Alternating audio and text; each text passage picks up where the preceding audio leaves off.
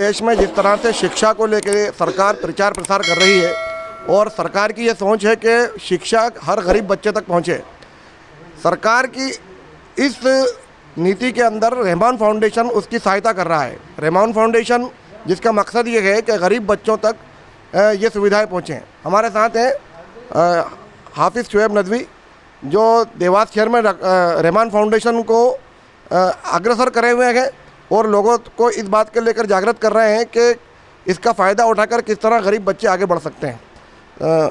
शुएब साहब, आपका क्या मिशन है रहमान फाउंडेशन को लेकर? देखिए, रहमान फाउंडेशन का जो बेसिकली मिशन है वो ये है कि ज़रूरतमंद और गरीब लोगों तक पहुंचना और उनकी ज़रूरतों को पूरा करना।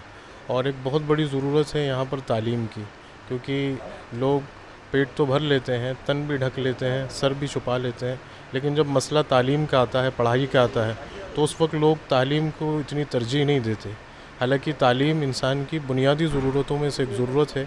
अगर कोई बच्चा पढ़ लेता है तो वो ख़ुद ब खुद आगे बढ़ जाता है। तो रहमान फाउंडेशन का जो मकसद है वो ये है कि हर बच्चे तक तालीम को पहुंचाना और हर बच्चा स्कूल जाए और वह पढ़े और आगे तरक्की करे, क्योंकि बच्चा पढ़ेगा तो समाज में आगे बढ़ेगा और जब समाज आगे बढ़ेगा तो देश तरक्की करेगा। तो इस वक्त तालीम हम सब के लिए बहुत ज़रूरी है।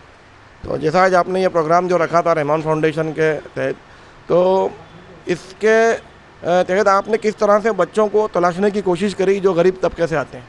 देखिए, हमने इसके लिए अभी जो रहमान फाउंडेशन का ये जो प्रोग्राम था, ये प्रोग्राम था बच्चों को इनामात से नवाजने का। उसमें हमने बच्चों के अंदर तालीम का जज्बा बेदार करने के लिए एक कंपटीशन करवाई। उस कंपटीशन में बच्चों ने हिस्सा लिया और जिन बच्चों ने हिस्सा लिया और पोजीशनें हासिल की, हमने उनको इनाम दिए।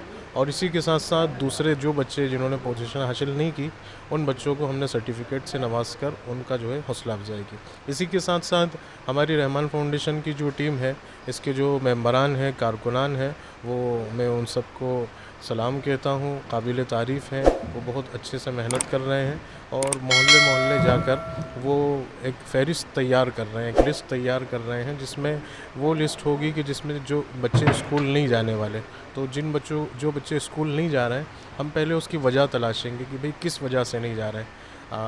अगर वजह ये निकल कर सामने आती है कि बस यूं ही नहीं जा रहे हैं, माँ बाप भी उस चीज़ को लेके फ़िक्रमंद नहीं है, तो हम माँ बाप से बात करेंगे, उनकी काउंसलिंग करेंगे, उनकी जहन साजी करेंगे और उनको यह एहसास दिलाएंगे कि बच्चों को पढ़ाना बहुत ज़रूरी है।